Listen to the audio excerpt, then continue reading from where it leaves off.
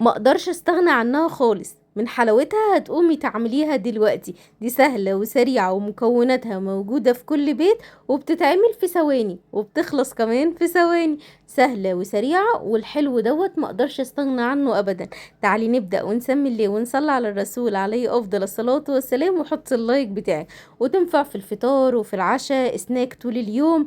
تنفع كمان في اللانش بوكس بتاع الولاد، يعني ملكيش حاجة يا ست الكل. هتعمليها وتنسي خالص طلبات الولاد يا ماما عايزين حاجة حلوة. هو دوت الحلو اللي موجود في شفشق الخلاط. هتحطي بيضتين بدرجة حرارة المطبخ، هتنزلي عليهم بكيس من الفانيليا. طبعا الفانيليا اللي انا مستخدماها دي الكمية بتاعتها بتكون كبيرة شوية، فلو انت هتستخدمي الظرف العادي هتحطي 2. هنزل بكوباية من الحليب، وهنزل بكوباية من السكر، وهحط هنا كمان نص كوبايه الا ربع من السمنه على الزيت. انا حاطه نص زيت ومعلقه كبيره من السمنه.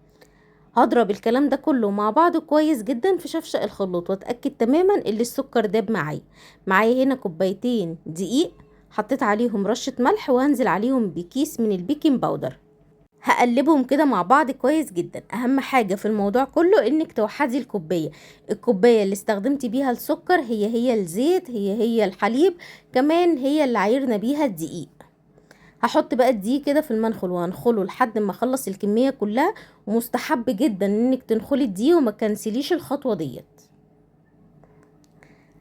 في المرحلة ديت بقى انت بتدخلي كده هوا ما بين الدقيق علشان خاطر الكيكة بتاعتنا تطلع هشة وطعمها كمان حلو. هديله كده خبطتين 3 لحد ما اتاكد ان الكميه خلاص كلها خلصت. هخلص الكميه كلها وانزل عليها بالخليط. اهم حاجه في المرحله دي انك تلمسي الخليط كده بين ايديكي وتشوفي السكر داب ولا لا. هقلب كله في اتجاه واحد بالشكل دوت كده لحد ما اتاكد تماما ان دي اختفى معايا. صليتي على الرسول؟ طب يلا صلي على الرسول عليه افضل الصلاه والسلام. ولو اول مره تتابعيني ما تنسيش تعملي متابعه للصفحه وتقولي لي بتتفرجي عليا منين يا ست الكل. بصي بقى انا هنا خلصت خلاص. هحط بقى معلقه كبيره من الخل الابيض واديها تقليبه. الخل هنا هيدينا عمليه رفع وهتبقى الكيكه معاكي خطيره. معايا بقى هنا هقسم الخليط لنصين. انا ببقى عايزه طعم الشوكولاته واضح اكتر من الفانيليا، فانتي لو حابه كده اعملي زي ما انا عملت. لو مش حابه يبقى هتعمل الخليط 3/4. 3/4 3/4 فانيليا، والربع شوكولاته اللي هو يعتبر معلقتين كاكاو على الكميه اللي انا عاملاها دي. هنا لقيت الموضوع تقل معايا شويه، فهنزل كده شويه لبن صغيرين. مش شويه لبن، انا حطيت 3 4 معالق ميه في شفشق الخلاط اللي انا كنت بضرب فيه، ورجيته كده شويه 3 معالق بالظبط. خلاص كده الخليط بقى معايا جاهز، وده السمك اللي انا محتاجاه. هحطه بقى في حاجه عشان اعرف ان انا اصب منها على طول في قلب الصينيه.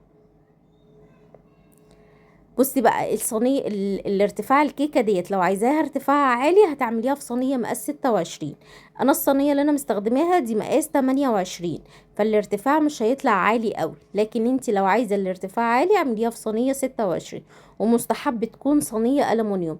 احسن صينيه تخبزي فيها هي الصواني الالومنيوم، بتطلع المخبوزات حلوه جدا. بالنسبه للكيك والحاجات دي برضو بتبقى ممتازه. انا دهنتها دهنه كده من السمنه وتعفير الدقيق، مع انها مش هتلزق بس برضه عملت الخطوه دي. نزلت بقى كده بشويه من كيكه الفانيليا وبعد كده الشوكولاته، وهنزل بقى بالتدريج واحده واحده كده لحد ما اخلص الكميه اللي معايا كلها. وزي ما قلت لك كيكه الشوكولاته معايا اكتر من الفانيليا. لو انت حابه تعملي العكس اعملي زي ما انا قلت لك. في المرحلة ديت بقى بعد ما خلصت الكمية كلها، اي حاجة رفيعة عندي هبدأ ان انا اعمل خطوط بالشكل دوت كده، بتدي شكل حلو قوي للكيكة. هدخلها بقى الفرن على درجة حرارة 180 على الرف الوسطاني، بتقعد من 35 ل40 دقيقة من غير شواية خالص، وهتلاقيها استوت. كيكة هشة ناجحة طعمها حلو قوي لذيذة، تنفع الصبح وتنفع بالليل وتنفع في اللانش بوكس.